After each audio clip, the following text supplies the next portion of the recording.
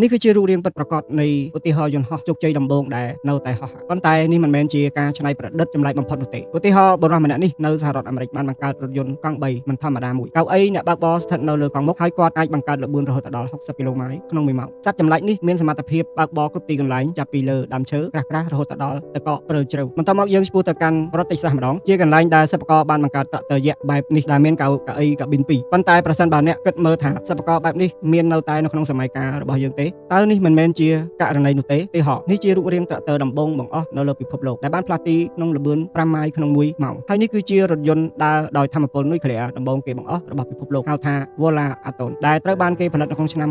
1964ដោយវិធីនេះគាត់ធ្វើអគ្គិសនីបច្ចុប្បន្នក៏នៅឆ្ងាយពីមីដែរនៅក្នុងសារវីដេអូទាំងអស់នេះក្នុងឆ្នាំ1915យើងអាចមើលឃើញគាត់ធ្វើទាំងនេះដែលមនុស្សកំពុងប្រើធ្វើដំណើរយ៉ាងសកម្មប្រសិនបើបច្ចេកទេសនេះត្រូវបានប្រើប្រាស់ក្នុងជីវិតប្រចាំថ្ងៃពីមុនតើវាទៅណាអស់ហើយអីលោក